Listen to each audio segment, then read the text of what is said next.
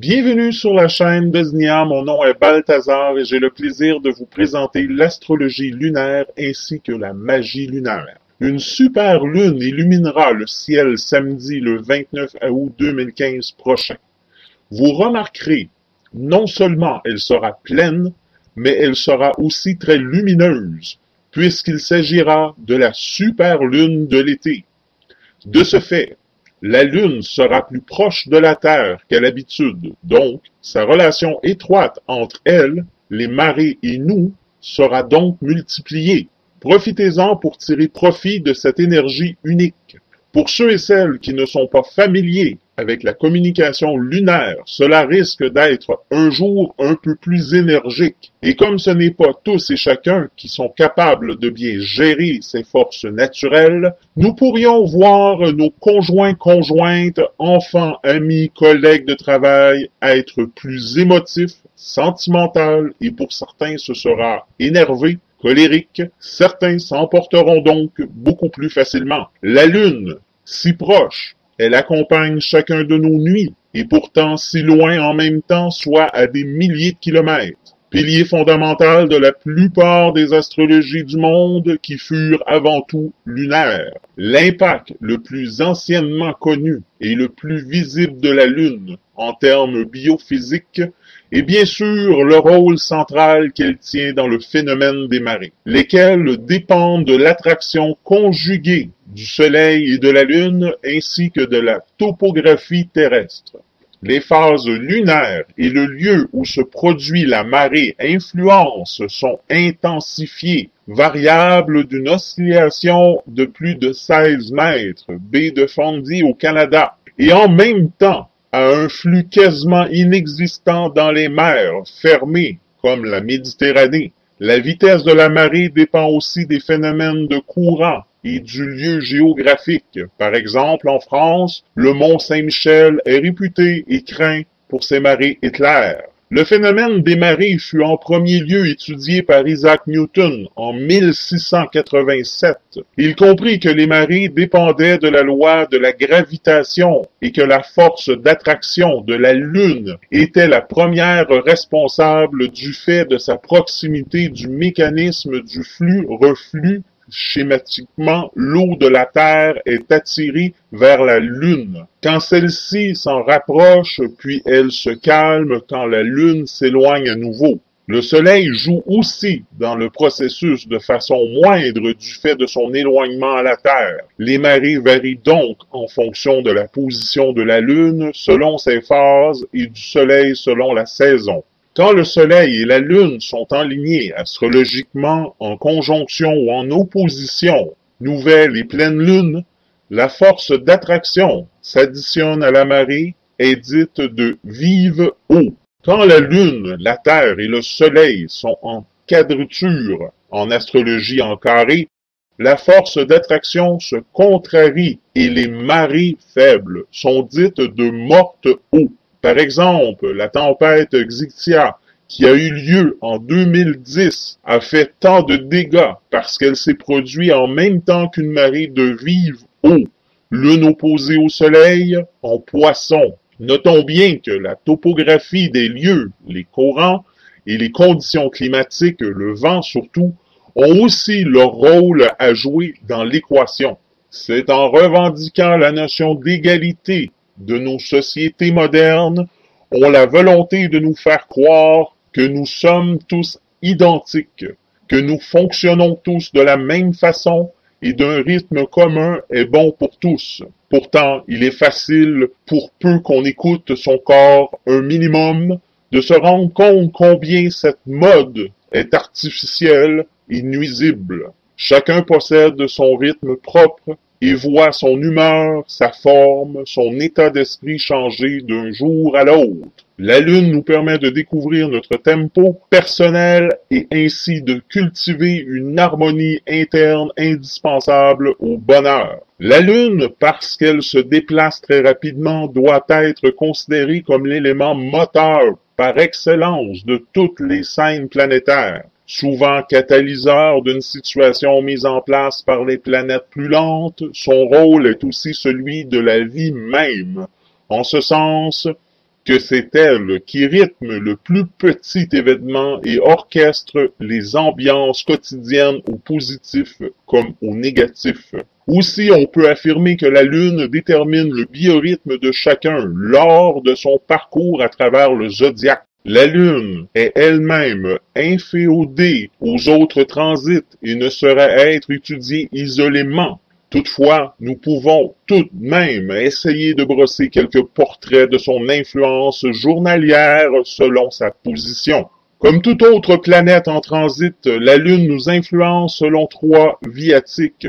Sa course au travers des signes, qui donne une tonalité sociale générale, son parcours à travers les maisons ou secteurs, qui donne une tonalité personnelle générale, et enfin les aspects qu'elle forme avec les planètes natales. La Lune se déplaçant d'environ 14 degrés par 24 heures, elle change de signe tous les 2 ou 3 jours. Il ne faudrait évidemment retenir que les transits par conjonction et encore en tenant compte que leurs conséquences restent fugaces et peu de portée, sauf quand cette conjonction canalise un vaisseau d'énergie mis en place par d'autres planètes plus lentes. Cette semaine, ce sera la superlune, la nuit de la superlune, soit le 29 août 2015 prochain. C'est ce phénomène astronomique qui rend la Lune beaucoup plus grosse et brillante que d'habitude. En effet, la Lune est environ 30% plus brillante en raison de sa proximité avec la Terre ce jour-là. Le meilleur moment pour observer la superlune reste pendant son lever ou son coucher. Au périnée de la Lune, la force de marée est encore plus importante. La Lune vous influence-t-elle? Testez vous-même l'influence de la Lune. Chaque fois que vous passez une bonne journée, entourez le jour sur le calendrier. Chaque fois que vous passez une mauvaise journée, rayez le jour sur le calendrier. À la fin de l'année ou au moment de votre choix, regardez parmi les jours entourés si la Lune est dans un des signes très différents ou si l'un des deux revient plus souvent. Faites de même avec un jour rayé. Vous déterminerez ainsi si vous êtes un peu ou très influencé par la Lune. L'étude de la Lune reste essentielle, mais s'avère aussi indispensable dans la compréhension de nos vies quotidiennes, de nos humeurs, bref, dans la façon dont on se sent luné. Regardons maintenant l'influence de la Lune qu'aura en général sur nous cette semaine. La Lune sera guimbeuse ascendante de lundi à samedi. Lundi le 24 août et mardi le 25 août 2015, la Lune sera en Sagittaire. Une Lune en Sagittaire. Dans cette position, la Lune favorise l'envie d'évasion, la communication, la prospérité, l'abondance, l'extériorisation des sentiments et l'idéalisme.